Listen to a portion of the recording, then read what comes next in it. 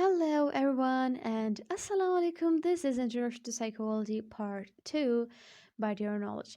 Okay, so as we all know that we have started the chapter 2 which is about the emotions, and I told you that it's going to be a very detailed topic, so that's why I divided this topic into different parts so it will be easy for you to understand the topic as well as to digest the topic easily. So let's have a quick recap of the previous lectures, what we have covered so far.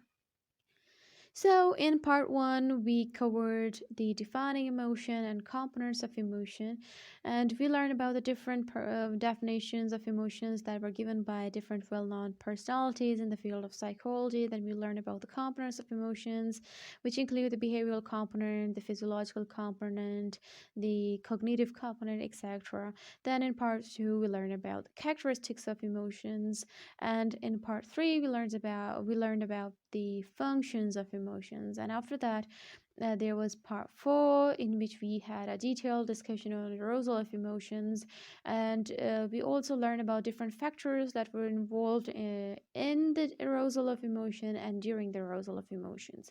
And then we learned about the physiological correlates of emotion, and after that we learned about the physiological changes during emotion, which was quite interesting topic to cover. So if you have missed any of the previous lecture, any of the previous topic, any of the previous video, all the links are given in the description section. You can also visit the playlist section, you can also visit the video section, and you can click any of the previous lectures, any of the previous videos, and watch those videos, so in order to clear your concept. So in this video we will learn about the facial expressions.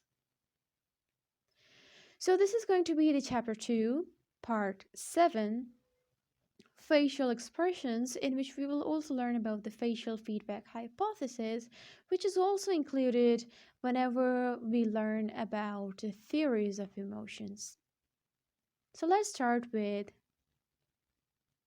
facial expressions.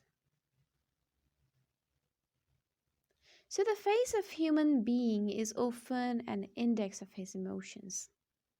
Expressions are an integral part of his complex patterns of neural, muscular and glandular changes that constitute the emotion.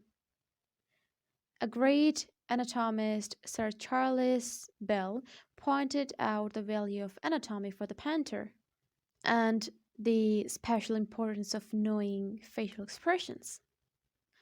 Darwin experimented on facial expressions by using several poses of an actor, held that facial movements were primarily serviceable and its expressive functions was derived from practical function. Now, Piaget in 1859 tried to eliminate all the situational suggestive factors and used only outlines for emotion. And according to him, expressive movements have presented utility which can be discovered without going back into the individual and racial history. So, the extent to which emotion is revealed by the facial expressions has been studied from still photographs and motion pictures on the basis of Piaget's drawings. Boring and Titchener in 1923 prepared interchangeable features which could be inserted in a profile drawing of a human face and test the effect of different feature combinations. Now, whereas Busby in 1924 and Fernberger in 1928. Now, they conducted experiments on whether the true emotional expressions were recognized by observer. Now, it was maintained, and he maintained, if a stimulus situation is indicated. Now, emotion state is judged in accordance with with that situation rather than in accordance with the facial expression. Langfeld tried to study effects of suggestions on judgment of emotional expressions, presenting each picture second times with the name posing to be correct but actually incorrect half the time when asked whether this name was acceptable. So incorrect names were often accepted even when the subject had previously given a correct interpretation of the same poses. So one subject accepted as many as 47% of these false suggestions, another as few as 16%. Now, on the whole, suggestion had a considerable effect on judgment of the emotional expressions. Now, let's learn about the facial feedback hypothesis. Now, the term emotional expression implies that the major role of emotional facial action is to manifest or to express our internal states. Reversing this common sense view, the facial feedback hypothesis holds that our subjective experience of emotion comes from an awareness of our facial expressions. That is, when we feel angry because we scowl, or happy because we smile, not the other way around. This view date back, dates back at least to the William James in 1894. He argued that emotion is the perception of changes in our bodily states which follow emotional events. Although other researchers interpreted this to mean the reception of visceral and organic components of bodily changes.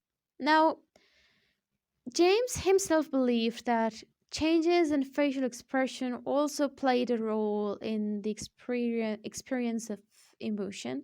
So, smooth the brow, brighten the eye, contract the dorsal rather than the ventral aspect of the frame, and speak in a major key, pass the genial compliments, and your heart must be frigid indeed if it does not gradually thaw. This was written by James. James wrote in 1884. Now, researchers have typically tested the facial feedback hypothesis in two ways. In one type of study, subjects are introduced to experience an emotion by watching a film that elicits emotion or by simply thinking about emotional experience. Now, these studies have shown that increased facial expression of emotions is related to both increased subjective experience of emotion and increased physiological arousal. However, although these studies are consistent with the facial feedback hypothesis, they are correlational and cannot test whether the facial expression and or facial expression of emotion actually causes a person to experience that emotion. This was one of the limitations of the facial feedback hypothesis. So this was all about today's video. If your concept is clear, you can like the video. If not, you can ask us in the comment section about which point was a bit confusing or you didn't get it.